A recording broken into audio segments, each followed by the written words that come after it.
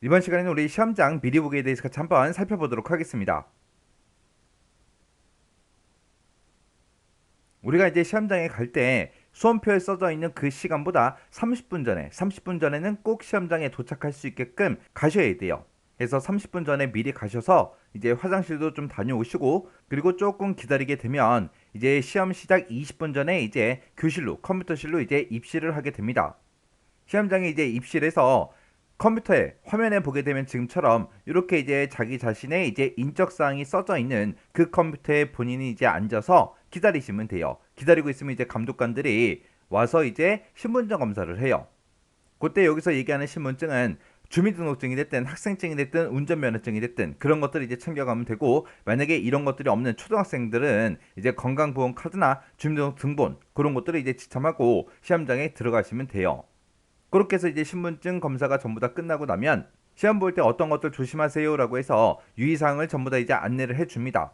그렇게 이제 안내가 끝나고 이제 시험 시작 5분 전이 되게 되면 이제 수험 관리 프로그램을 이제 실행하세요라고 감독관이 얘기를 할 거예요. 그래서 여러분들 자리에 보게 되면 이제 컴퓨터의 바탕화면에 우리 코아스 수험자용이라는 그 아이콘이 있을 거예요. 그 아이콘을 더블 클릭해서 이제 수험 관리 프로그램을 실행하시면 됩니다. 수험관리 이제 프로그램을 실행하게 되면 지금처럼 이렇게 이제 수험자 등록할 수 있는 그런 화면이 떠요.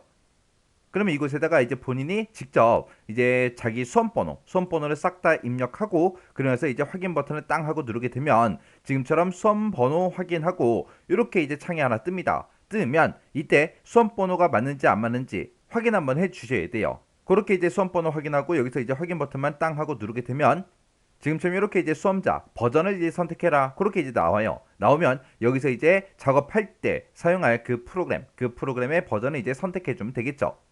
이렇게 이제 버전을 선택하고 여기서 또 확인 버튼을 땅 하고 누르게 되면 지금처럼 수험자 정보하고 이렇게 이제 창이 짜잔하고 떠요. 이곳에 보게 되면 이제 수험 번호다, 성명이다, 이제 수험 과목이다, 이제 자석 번호다, 답안 폴더다 해서 이렇게 여러 가지가 떠요. 뜨면 여기서 이제 혹시나 수험 번호가 됐든 이름이 됐든 수험 과목이 됐든 이런 게 틀린 게 있나 없나 여러분들이 꼼꼼하게 한 번 더 확인하셔야 됩니다. 그러면서 이제 여기서 이제 확인 버튼 땅 하고 누르게 되면 이제 키보드하고 마우스는 사용할 수 없게 그렇게 PC가 이제 잠금 상태로 변해요. 그 상태에서 이제 기다리고 있으면 이제 문제지를 이제 전부 다 여러분들한테 배부를 해 줄 겁니다. 그때 이제 문제지를 보게 되면 맨 위에는 지금처럼 이렇게 이제 써져 있고요. 문제지는 문제 표지하고 전체 지상 한 면, 그리고 기능평가 1번 문제 한 면, 그리고 기능평가 2번 문제 또 한 면, 그리고 문서 작성 능력평가 한 면에서 이렇게 총 4면, 4면으로 구성되어 있는 그 시험지를 여러분들한테 이제 전부 다 나눠줄 거예요.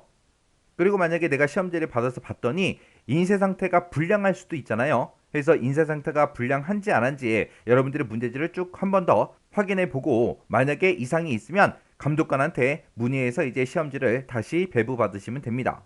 그래서 우리가 이제 ITQ 시험 보면서 실제로 이제 문제 풀어야 되는 거는 기능평가 1번, 그리고 기능평가 2번, 그리고 문서 작성 능력평가에서 이렇게 이제 세 면이 실제 문제를 풀어야 되는 그런 문제가 적혀 있는 거죠. 그때 이제 기능평가 1번에서는 주로 이제 시험 문제 나오는 게 스타일, 표, 차트 이런 것들을 이제 작성하게끔 그렇게 이제 시험 문제가 출제가 되고요. 기능평가 2번에서는 수식 입력하는 거, 그리고 그리기 작업하는 거 그런 게 이제 시험 문제로 두 문제가 출제가 되고, 그리고 문서 작성 능력 평가 이곳에서는 문서를 작성하고 편집을 수행하는 그런 문제가 이제 출제가 됩니다. 그래서 우리 시험 문제에 나오는 게 스타일, 그리고 표 차트, 그리고 수식 입력, 그리기 작업, 문서 작성, 그리고 문서 편집 그런 것들을 이제 우리가 시험을 보는 겁니다. 자, 그럼 이제 수험자 유의사항 좀 자세히 좀 살펴보자고요. 자, 우리 수험자 유의사항에 보게 되면 지금처럼 이렇게 이제 구성이 되어 있습니다. 수험자는 문제를 받는 즉시 문제지하고 수험표상에 시험 과목이 동일한지 반드시 이제 확인을 해야 돼요. 우리가 이제 ITQ 시험 보러 가게 되면 한 교실에서 만약에 한글이다 그러면 한글 시험만 보는 게 아니라 어떤 사람이 이제 한글 시험 보고, 어떤 사람이 이제 파워포인트 시험 보고, 어떤 사람이 이제 엑셀 시험 보고 그렇게 섞여 있거든요. 섞여 있기 때문에 자기가 받은 문제지가 자기가 시험 보고자 하는 그 시험 과목이랑 동일한지 반드시 확인을 한번 하셔야 돼요. 그리고 이제 우리가 작성을 다 하고 나서 이제 파일을 제출할 때 이제 그때 이제 파일명이요. 파일명은 본인 수험번호 빼기 이름 그렇게 해서 입력을 해서 내 PC에 우리 문서에 ITQ라는 이 폴더가 있습니다. 이곳에다가 하나의 파일로 저장해서 우리가 답안을 제출해 주면 돼요.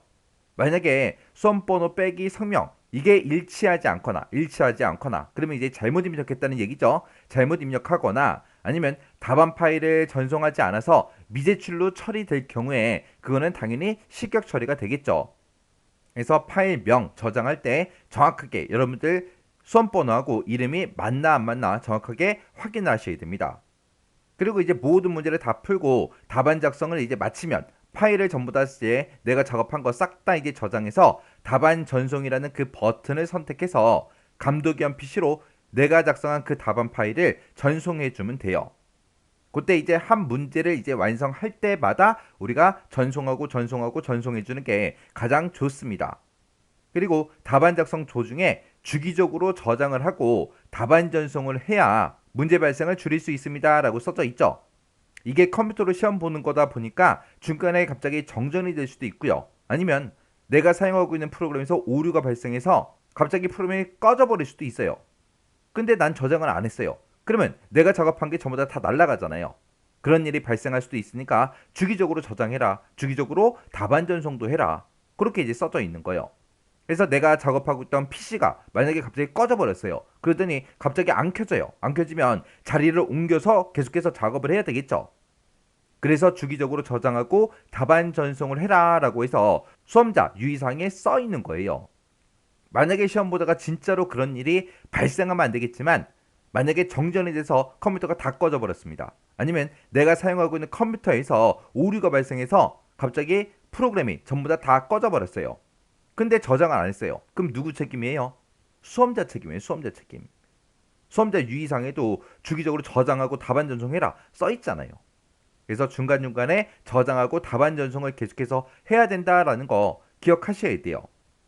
그리고 답안 문서는 지정된 경로 외에 다른 이제 보조 기억 장치, 우리 USB 같은 데다가 저장을 하거나 아니면 지정된 시험 시간 외에 작성된 파일을 이제 활용했을 때, 그리고 기타 통신 수단, 이메일이 됐든 메신저가 됐든 네트워크가 됐든 이런 것들을 이용해서 타인에게 전달을 하거나 외부로 이제 반출하는 경우는 어떻게 된다? 부정 처리가 된다.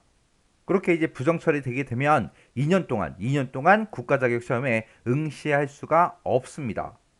그러니까 나쁜 짓 하지 마라 그거죠. 그리고 이제 시험 중에 부주의 또는 고의로 시스템을 이제 파손을 했을 때는 수험자가 이제 변상해야 된다. 수험자 유의사항에 기재된 방법대로 이행하지 않아서 생기는 그런 불이익은 수험자 당사자 책임임을 알려드립니다 하고 그렇게 이제 써져 있습니다. 그리고 문제의 조건은 한컴 오피스 2020 버전으로 설정이 되어 있으며 한컴 오피스 네오에는 지금처럼 이런 이제 기호가 표시되어 있습니다.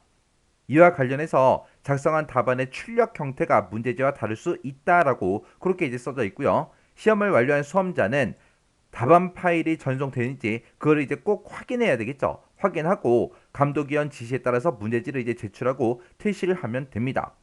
이런 내용이 이제 우리 수험자 유의사항에 써져 있어요.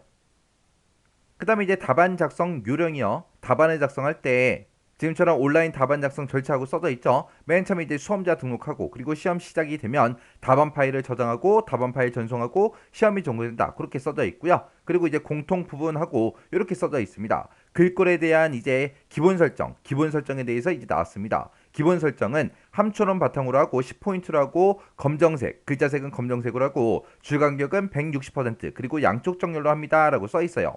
내가 이제 문서를 작성하고 나서 어떤 특정 글자에 대해서 이제 글꼴은 어떻게 바꿔라, 크기는 어떻게 해라, 글자색은 어떻게 해라, 줄간격은 어떻게 해라, 정렬은 어떻게 해라 그런 지시사항이 있을 때는 그 지시사항을 따르면 되지만 그렇지 않을 때는 그런 특별한 지시사항이 없을 때는 그냥 이 기본 설정으로 하라는 겁니다. 그리고 색상은 조건에 색을 적용시키고 색이 만약에 구분이 안 될 때는 RBG 값을 적용하시오 그렇게 써져 있습니다. 빨간색은 255.0.0 그렇게 돼 있고요. 파란색은 0.0.255, 노란색은 255, 0하고 그렇게 이제 돼 있습니다. 그리고 각 문항에서 주어진 조건에 따라서 이제 작성해라. 언급하지 않은 그런 조건은 출력 형태와 같이 작성합니다라고 돼 있어요. 이 말이 언급되지 않은 거는 이제 문제지의 출력 형태를 보고 작성하라는 겁니다. 그리고 그 밑에 보니까 이제 용지 여백에 대해서 나왔죠. 용지 여백은 왼쪽 오른쪽은 이제 11mm로 그렇게 하고, 그 다음에 이제 위쪽 아래쪽 머리말 꼬리말 얘네들은 전부 다 이제 10으로 하고, 제보는 이제 0으로 처리합니다 라고 그렇게 이제 써져 있습니다. 그리고 그림 문제, 그림 삽입하는 문제의 경우에는 그 해당 그림을 이제 내가 한글 프로그램을 가지고 와서 내가 삽입을 해야 되겠죠. 그때 이제 경로가 지금처럼 이렇게 이제 나와 있고요. 그러면 이 해당 경로에 찾아가서 우리가 이제 해당 이미지, 해당 그림을 이제 선택해서 삽입하면 되겠죠. 그리고 삽입한 그 그림은 반드시 문서에 포함이라는 것을 선택을 해서 저장을 해야 된다. 그렇게 이제 써져 있고요. 각 항목은 지정된 페이지에 따라서 출력 형태와 같이 정확하게 작성하시기 바랍니다. 라고 그렇게 이제 돼 있어요. 만약에 그렇지 않을 때는 항목은 0점 처리됩니다. 라고 돼 있어요. 여기 보니까 이제 페이지 구분. 우리가 총 3페이지로 작업할 거거든요. 1페이지에는 문제번호 표시할 때 1, 2번 문제를 1페이지에다 작성해라. 그리고 2페이지에는 문제번호 이제 3번, 4번 그 두 문제를 2페이지에다 작성하고, 3페이지에는 문서 작성 능력평가 그 문제만 3페이지에 오게끔 해라. 그겁니다. 만약에 내가 1페이지에다가 1번 문제, 2번 문제, 3번 문제 3개 다 풀었어요. 그러면 출력 형태와 같이 정확하게 작성을 안 한 거죠. 그러면 이제 그 항목은 0점 처리된다고요. 그래서 1페이지에 1, 2번 문제 풀고, 2페이지에 3, 4번 문제 풀고, 3페이지에는 문서 작성 능력평가 그 문제를 풀면 된다. 그렇게 이제 기억하시면 됩니다. 그리고 그 밑에 보니까 이제 기능평가하고 나왔죠. 문제와 이제 조건을 입력하지 않으며 문제 번호랑 답 출력 형태만 작성해라. 그리고 4번 문제 보게 되면 이제 여러 가지 이제 그림들을 우리가 작성하게끔 그렇게 이제 문제가 나오는데, 그때 묻기를 했을 때는 0점 처리가 된다. 그렇게 써져 있습니다. 그리고 문서 작성 능력 평가, 이 문제를 풀 때는 A4 한 장 크기로 세로 서식 문서로 작성을 해라. 그리고 이렇게 이제 모서리가 둥근 점선으로 표시된 그거는 뭐다? 지사항이다. 지사항이니까 작성을 하면 안 되겠죠. 그래서 이런 내용이 이렇게 이제 써져 있어요. 이렇게 이제 답안 작성 요령에서 글꼴에 대해서 이제 기본 설정은 이렇게 해라 써져 있어요. 요거 정확하게 다시 한번 더 확인하셔야 되고요.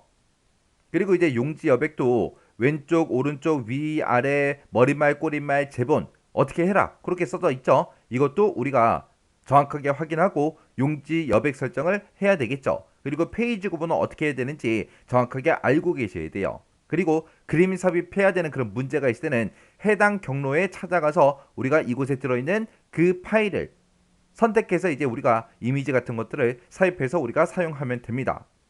그렇게 해서 우리 시험지 첫 번째 장에는 지금처럼 수험자 유의사항하고 우리의 답안 작성 요령 이런 게 써져 있고요.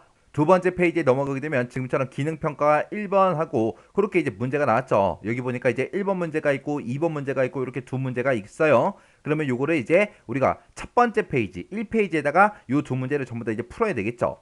그리고 그 다음 장에 보게 되면 기능평가 2번 문제하고 3번 문제하고 4번 문제가 있습니다. 이 두 문제를 이제 2페이지에 작성하면 되고, 그 다음 장에 넘어가게 되면 문서 작성 능력평가에서 요게 이제 한 장으로 되어 있습니다. 그러면 요거를 이제 우리가 3페이지에다가 전부 다 작성해 주면 돼요. 그렇게 이제 문제지 배부가 끝나고 나면 감독위원이 이제 시험 시작하겠습니다 라고 그걸 이제 알리게 되면 시험관리도구 요런 게 이제 우리 화면 오른쪽 상단에 요런 게 이제 표시가 됩니다. 여기 보게 되면 이제 뭐 답안 전송이다, 첨부 파일 폴더 보기다, 첨부 파일 가져오기다, 전송한 답안 확인이다, 시험 종료다 하고 여러 가지 버튼들이 있죠. 자, 요것 좀 간단하게 한번 살펴보자고요. 자, 우리 첫 번째 거 답안 전송이요. 답안 전송은 말 그대로 작성된 그 답안 파일 있죠. 그 답안 파일을 감독위원 PC로, 감독관 PC로 전송할 때 우리가 답안 전송 요 버튼 누르면 되고요. 여기 2번에 보니까 이제 첨부 파일 폴더북이라고 있죠. 얘는 문제에서 이제 사용할 그림 파일 같은 것들 있죠. 그런 그림 파일이 들어있는 그 폴더를 이제 표시해주는 버튼입니다. 그 다음에 이제 세 번째 거 보니까 이제 첨부 파일 가져오기 하고 있죠. 얘는 이제 시험에 사용할 그 그림 파일을 감독위원 PC로부터 가지고 올 때 우리가 첨부 파일 가져오기 요걸 이제 선택해주면 돼요. 그 다음에 이제 전송한 답안 확인하고 있죠. 얘는 내가 전송했던 그 답안 파일을 확인하겠다 그거예요. 그래서 감독위원 PC로 전송했던 그 답안 파일 있죠. 그 답안 파일을 가지고 오는 거예요. 가지고 오는 거. 그래서 내가 문제 다 풀고 나서 이제 답안 전송까지 이제 끝났어요. 그러면 내가 답안 전송을 정확하게 했는지 확인할 때 이 버튼을 클릭해서 감독위원 PC로 전송한 그 답안 파일을 가지고 와서 내가 다시 확인해 보면 되겠죠. 아니면 내가 만약에 시험 보다가 갑자기 내 컴퓨터에 오류가 생겼어요. 그래서 만약에 자리를 바꿨다. 그럼 이제 그 자리에는 내가 새로 옮긴 그 자리에는 내가 작업하던 파일이 없을 거 아니에요. 그때 이 버튼 전송한 답안 확인이라는 거 요걸 이제 클릭을 해서 내가 작업하고 있던 그 파일을 다시 가지고 와서 이제 사용을 하면 됩니다. 그 다음에 이제 다섯 번째 보니까 이제 시험 종료라고 있습니다. 이 시험 종료라는 이 버튼을 클릭하게 되면 화면에 이제 시험 종료 메시지가 이제 표시가 되고요. 수험자 PC는 이제 잠금 상태로 그렇게 이제 변해요. 그렇게 해서 이제 시험 종료 버튼 이제 시험 다 보고 나서 마지막에 이제 누르면 되겠죠. 그래서 이런 시험 관리 도구가 시험 시작이 되면 화면 오른쪽 상단, 우측 상단에 이제 표시가 됩니다. 자, 그러면 이제 우리가 시험 시작했으니까 이제 한글 프로그램을 이제 실행을 시켜야 되겠죠. 그래서 바탕화면에서 한글 프로그램을 먼저 더블 클릭해서 이제 실행을 하면 돼요. 지금처럼 이렇게 이제 한글 프로그램이 실행이 됐으면 여기서 이제 일단은 우리가 제일 처음에 해야 되는 게 답안 파일을 먼저 작성하고 그리고 나서 이제 우리가 문제 풀기 시작해야 돼요. 우리 이곳에 보게 되면 이제 서식 도구 모음이 이렇게 이제 짜잔하고 있죠. 이곳에서 요 디스켓 모양의 아이콘이요. 요 아이콘이 우리 저장하는 거잖아요. 자, 요 저장하기 요거 이제 한번 클릭해 주면 됩니다. 클릭하게 되면 그때 경로가 내 PC에 문서래요. 문서에 보게 되면 ITQ라는 이렇게 이제 폴더가 있을 거예요. 요 ITQ 폴더는 제가 만든 거예요. 만든 거. 만약에 여러분들 PC에는 이 ITQ 폴더가 없다. 그럼 여러분들도 새 폴더를 이제 하나 만들면 되겠죠. 그래서 실제 시험장에 갔을 때는 우리가 ITQ라는 이 폴더를 따로 만들지 않아도 돼요.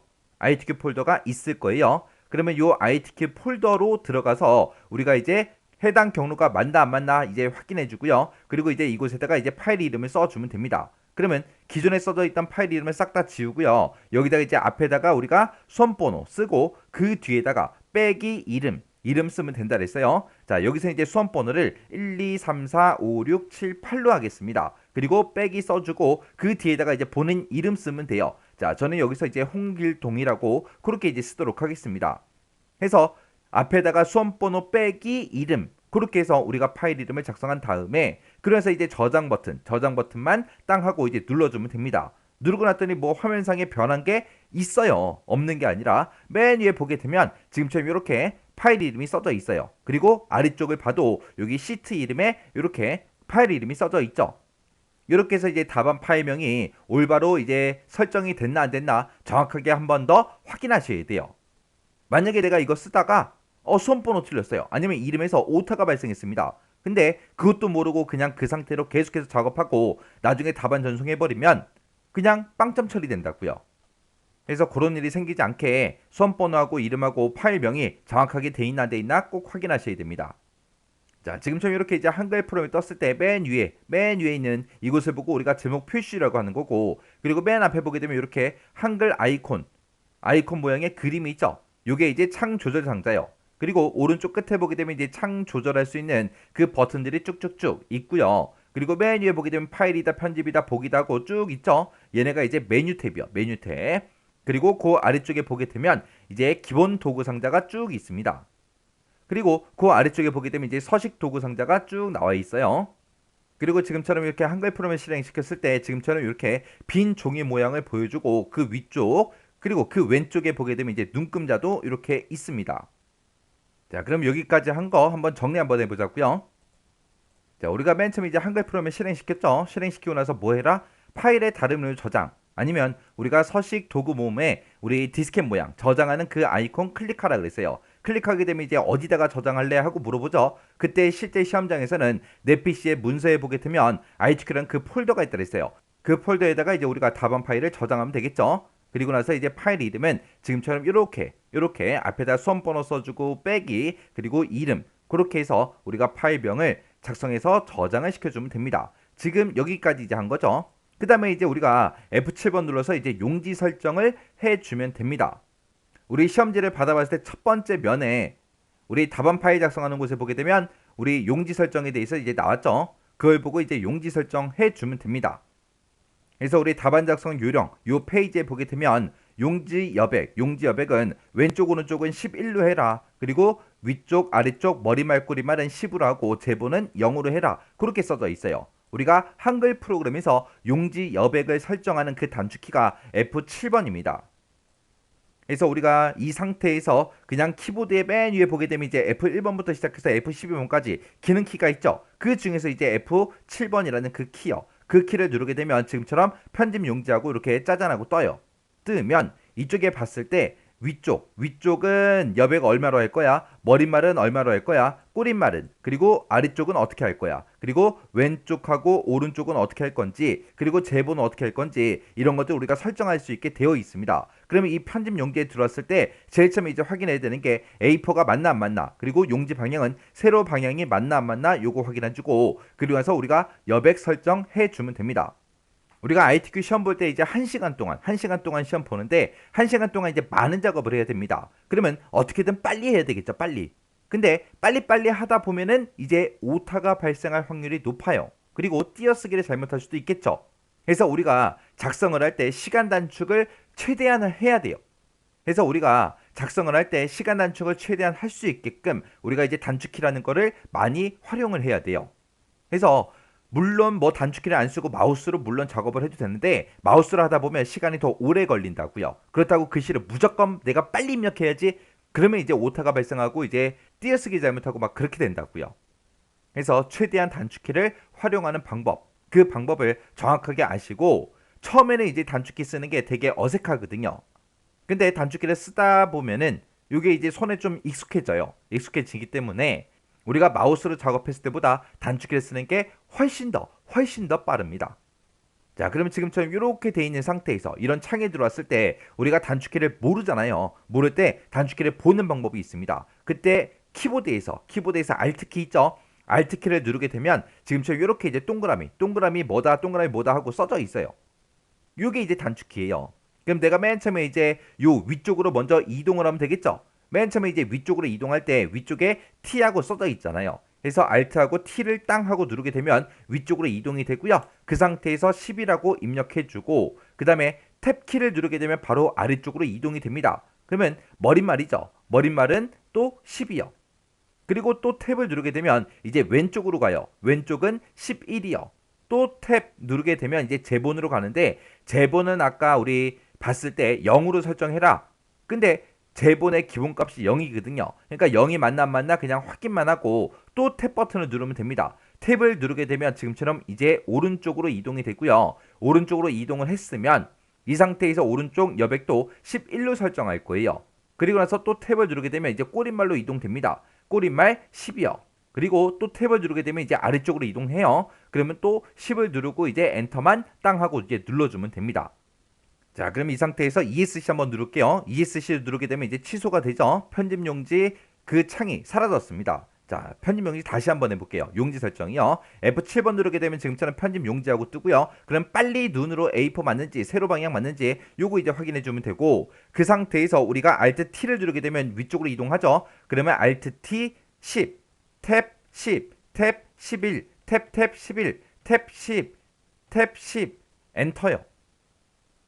그럼 이제 용지 설정 다 끝난 거예요. 아직 엔터 안 눌렀거든요. 엔터 누르면 이제 설정, 요게 이제 선택이 돼서 내가 방금 설정했던 그런 여백들이 전부 다 이제 저장이 됩니다.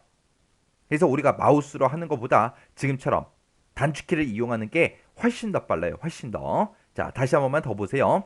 자, 우리 용지 설정할 때 F7번 누르고요. 그리고 나서 Alt T 10, 탭 10, 탭 11, 탭 11, 탭 10, 탭 10, 엔터요. 이러면 이제 용지 설정이 다 끝난 거예요.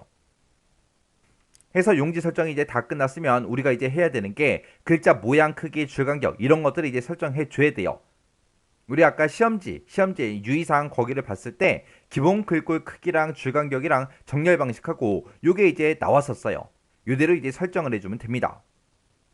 그러면 아까 문제지에 써있던 그 기본 글꼴 모양이 함초록 바탕이에요. 함초록 바탕 맞죠? 그리고 글자 크기는 10포인트 맞죠? 그리고 양쪽 정렬, 요 첫 번째 게 우리 양쪽 정렬이거든요. 양쪽 정렬 맞고요. 그리고 그 뒤에 160%하고 써져 있죠? 얘가 이제 줄간격이에요. 그래서 우리 답안 작성 요령의 글꼴에 대한 기본 설정에 대해서 나왔는데 그 글꼴에 대한 기본 설정을 우리가 지금처럼 이렇게 눈으로 전부 다 확인해 주면 됩니다. 요게 이제 한글 2020의 기본값이에요. 기본값이니까 맞나 확인만 하면 되는 거고 만약에 다른 부분이 있다. 그때만 우리가 이제 변경을 해주면 돼요. 어차피 우리 시험지에 보게 되면 이런 내용들이 써져 있으니까 얘는 굳이 외우지 않아도 되죠. 시험지를 보면서 이제 하나씩 확인해 주면 됩니다. 근데 여러분들이 문제를 많이 풀다 보면 이게 한눈에 보여요. 그 다음에 이제 해야 되는 게 이제 문제별로 우리가 이제 페이지 구분을 해야 돼요. 1페이지에다가 이제 1, 2번 문제 풀고 2페이지에 이제 3, 4번 문제 풀고 그리고 3페이지에다가 문서 작성 능력 평가 그 문제 이제 한 문제를 이제 3페이지에다가 전부 다 이제 작성해 주면 되는 거죠. 그렇게 해서 이제 페이지 구분을 미리 해야 돼요. 미리. 그거를 하기 전에 우리가 몇 가지만 좀 보고 지나갈게요. 지금 여기 보게 되면 지금 제가 엔터 눌렀는데 지금 이 상태로 보면 엔터를 몇 번 쳤는지 보여요? 안 보이죠? 안 보이기 때문에 여러분들이 이제 기본적으로 한글 프로그램을 열었을 때 연습할 때나 아니면 시험 볼 때 꼭 설정해야 되는 게 몇 가지가 있습니다. 그거 좀 살펴보자고요. 우리 맨 위에 보게 되면 이제 파일이다, 편집이다, 보기다, 입력이다 해서 여러 가지 메뉴가 있는데 그 중에 보기요. 보기라는 곳에 가서 우리 쪽 윤곽이라는 건 꼭 켜놓으세요. 쪽 윤곽을 켜야 종이 한 장이 내 눈에 다 보인다고요. 만약에 제가 쪽 윤곽을 꺼버리죠. 끄게 되면 한 페이지가 한눈에 다 보이지가 않아요. 그리고 지금 이 상태에서는 본문 내용만 보여줍니다.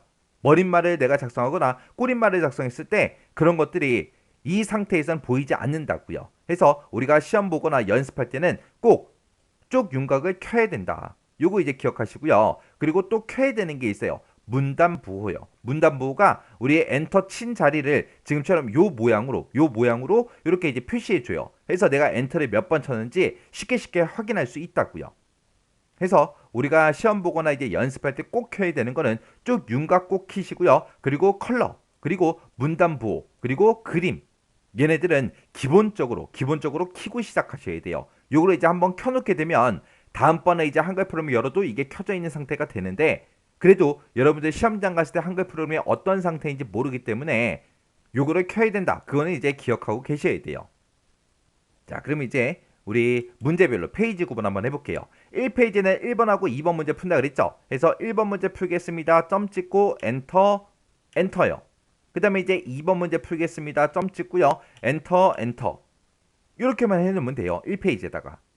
이렇게 해서 이제 1번 문제 풀 때 여기다가 이제 우리가 작성하면 되고 그 다음에 2번 문제 풀 때 여기다 이제 쭉쭉 이제 작성을 해주면 되겠죠. 그렇게 해서 이제 1페이지 전부 다 이제 1, 2번 문제 다 작업을 하면 돼요. 그 다음에 이제 2페이지로 넘어가야 되겠죠. 2페이지 넘어갈 때는 우리가 키보드에서 Alt Shift Enter 누를 거예요. Alt Shift Enter. Alt Shift Enter를 땅 하고 누르게 되면 지금처럼 구역 나누기가 실행이 되면서 그 다음 페이지 2페이지로 넘어간다고요. 지금 제가 단축키를 이제 Alt Shift Enter를 눌렀는데 이거를 단축키로 다 안 하고 이 메뉴를 하겠다라고 했을 때는 우리 쪽이라는 요 메뉴를 찾아가게 되면 우리 구역 나누기라고 이곳에 있습니다. 얘를 이제 클릭해서 2페이지로 넘어가도 돼요. 근데 되도록이면 단축키 쓰라 그랬죠. 그래서 여러분들이 어차피 시험 보셔야 되기 때문에 이런 단축키는 빨리 외우시는 게 좋겠죠. 그래서 우리가 2페이지로 넘어간 다음에 여기서는 이제 3번 문제하고 4번 문제 풀 거예요. 그때 이제 작성을 어떻게 하냐? 3번 문제 풀겠습니다. 점 찍고요. 엔터 한번 눌러주고 가로 1번 문제 풀겠습니다. 라고 이렇게 해놓고 그리고 한 칸 띄고 그리고 가로 열어주고 2번 문제 풀겠습니다. 라고 해서 이렇게요. 우리 3번 문제가 우리 보통 이제 수식 입력하는 문제가 나오거든요. 그때 수식 작성을 2개 하라고 나와요. 그래서 지금처럼 1번이다, 2번이다 이렇게 이제 입력해 놓고 그리고 엔터요. 그 다음에 이제 4번 문제 그 밑에서 풀면 되겠죠. 그래서 4번 문제 풀겠습니다. 점 찍어주고요. 그리고 나서 엔터요. 이렇게 해서 이제 3번 문제하고 4번 문제를 2페이지에 작성하면 되고 그 다음에 이제 3페이지로 넘어가야죠. 3페이지로 넘어갈 때 또 똑같이 아까랑 했던 거 똑같이 구역 나누기를 할 거예요. 그때 우리 단축키가 Alt Shift Enter요. 해서 Alt Shift Enter를 땅 하고 누르게 되면 지금처럼 이렇게 이제 3페이지로 이동하면서 커서가 여기서 이제 깜빡깜빡 하고 있습니다. 자, 여기서는 이 세 번째 페이지에다가는 우리가 이제 문서 작성 능력 평가 문제 그걸 이제 싹 다 이제 작성할 거예요. 그래서 문제 번호가 없습니다. 이렇게만 해놓고 이제 맨 위로 올라가서 1번 문제부터 문제 풀기 시작하면 된다고요. 그때 맨 위로 한 번에 올라가는 단축키가 컨트롤하고 페이지 업이요. 페이지 업이라는 그 키는 우리 키보드에 보게 되면 방향키 있죠. 방향키 바로 위쪽에 보게 되면 페이지 업, 페이지 다운 그런 키들이 있어요. 그래서 우리가 컨트롤하고 페이지 업을 누르게 되면 지금처럼 1페이지로 맨 위로 이제 이동을 합니다. 그럼 여기서부터 시작해서 1번 문제부터 하나씩 문제 풀어주면 되겠죠. 그래서 우리가 문제별로 이제 페이지 구분 싹 다 이제 해주면 이제 시험 볼 준비가 이제 다 끝난 거예요. 자, 그럼 요 내용 한 번만 더 보자고요. 맨 처음에 이제 한글 프로그램 실행시켜요. 그리고 파일의 다른 저장 이곳에 들어가서 우리가 실제 시험장에서는 내 PC의 문서의 ITQ라는 그 폴더에다가 지금처럼 이렇게 이제 저장을 해야 되겠죠. 파일 이름은 앞에다가 수험번호 쓰고 빼기 이름 그렇게 해서 우리가 저장을 해주고 그리고 F7번 눌러서 우리가 용지 설정을 해주면 되죠. 자, 용지 설정할 때는 지금처럼 A4가 맞는지 안 맞는지 꼭 확인해야 되고요. 그리고 용지 방향은 세로가 맞는지 확인하고 그리고 위, 아래, 왼쪽, 오른쪽, 머릿말, 꼬릿말, 제본 이런 것들 이제 여백 설정해 주면 됩니다.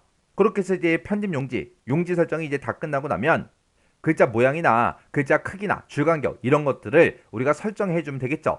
근데 한글 프로그램의 기본 설정 사항이기 때문에 얘가 맞나 안 맞나 그것만 이제 확인해 주면 된다 그랬어요. 그러면서 이제 문제별로 이제 페이지 구분 해주면 되겠죠. 문제별로 이제 페이지 구분할 때는 1페이지에다가 지금처럼 작성할 때 1번 점 찍어주고 엔터 2번이요. 자, 여기서 이제 엔터를 한번 누르게 되면 이곳으로 이동될 거고요. 그 다음에 엔터를 한번 더 누르게 되면 이곳으로 이제 이동이 됩니다. 그러면 2번 점이라고 쓰고 또 엔터. 그렇게 하게 되면 이제 1페이지에다가 1번 문제, 2번 문제 풀겠습니다. 라고 작성 끝났죠. 끝났으면 이제 우리는 뭘 누른다? Alt, Shift, 엔터. 얘를 눌러서 다음 페이지 2페이지로 넘어가면 되죠. 2페이지 넘어가서도 3번 점이라고 쓰고 엔터 눌러주고 그 다음에 가로 1번 가로 2번 하고 이렇게 써주면 되죠. 그래서 이제 엔터 누르게 되면 엔터를 2번 누르게 되면 여기서 이제 커서 깜빡깜빡 거릴 거고 그 상태에서 4번 문제 풀겠습니다 라고 쓰고 그러면서 이제 엔터요. 그러면서 이제 3페이지로 넘어갈 때 그때 이제 Alt Shift 엔터요.